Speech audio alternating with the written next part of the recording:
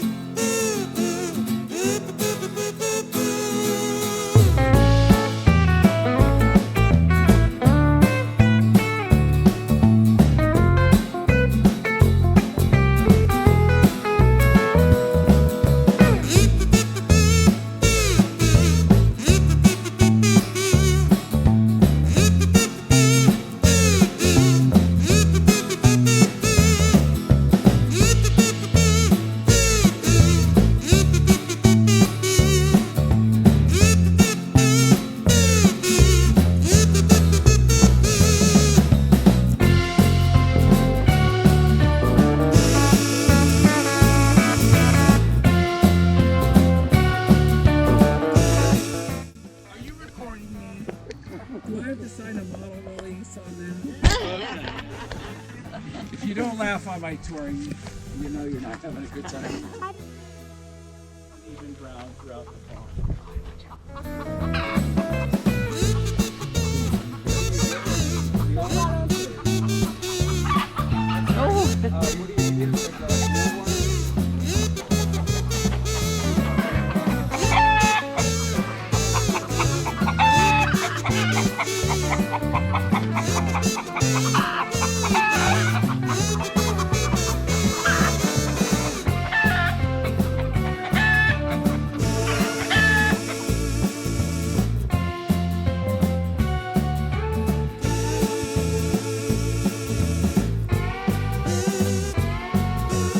Wow, they're fine. Actually,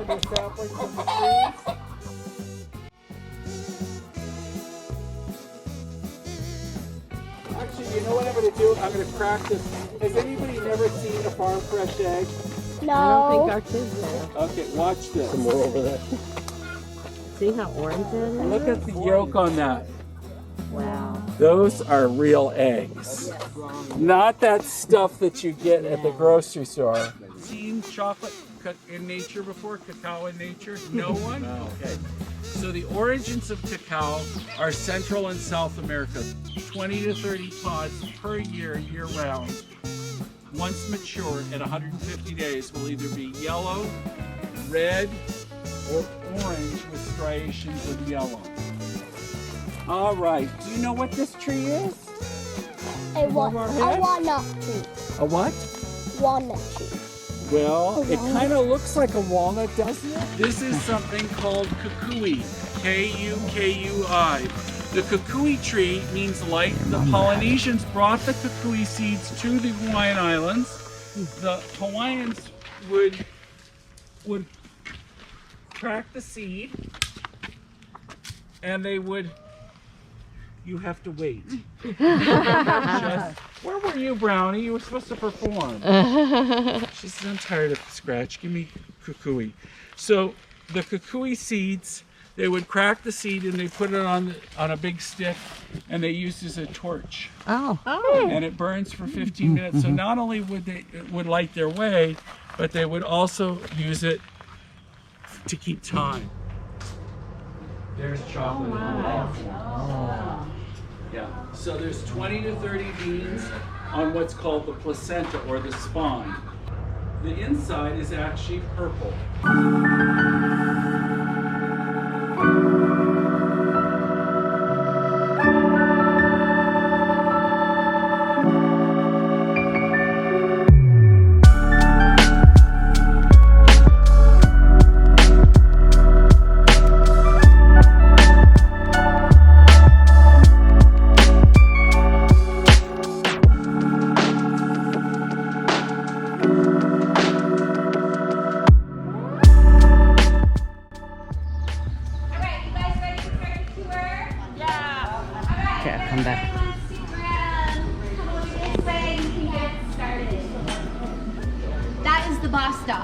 Don't mess with him, yeah.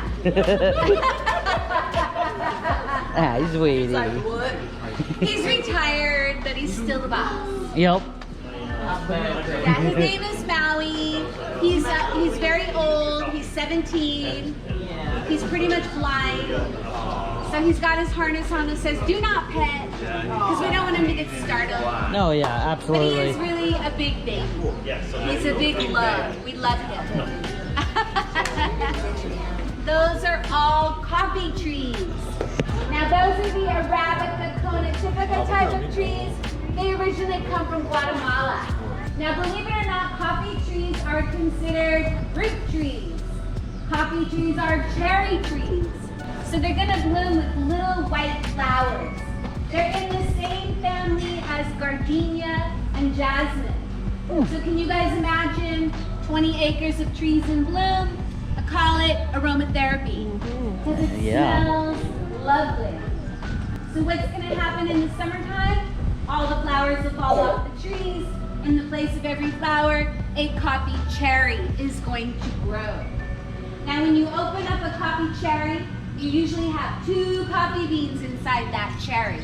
It's also known as the pit of the cherry. Now once the cherries are all picked, the first thing they're going to do is they're going to go to our wet mill down at the bottom of the property. At the wet mill, they'll get the red skin taken off. They're going to get the sugar coating taken off because they come out of a fruit. Then they'll go into a big dryer to get the moisture out of the beans. Once that's all done, we'll get the beans back up here. Okay, so this is going to be our dry mill. And then they're going to be at what we call the parchment stage. And then underneath the parchment skin, they have another layer of skin called silver skin. There's a lot going on before you even get to the green bean, and you can't even roast these beans until they've had all the layers taken off. Then they'll go through this flat part of the machine. That part of the machine has screens in it. They're going to sort the beans out according to size.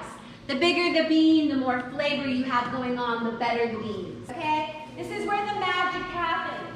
Now when you think about it, those green beans, they don't have any flavor. Your stomach wouldn't even be able to digest those green beans. If you decided you wanted to eat it, it would upset your stomach.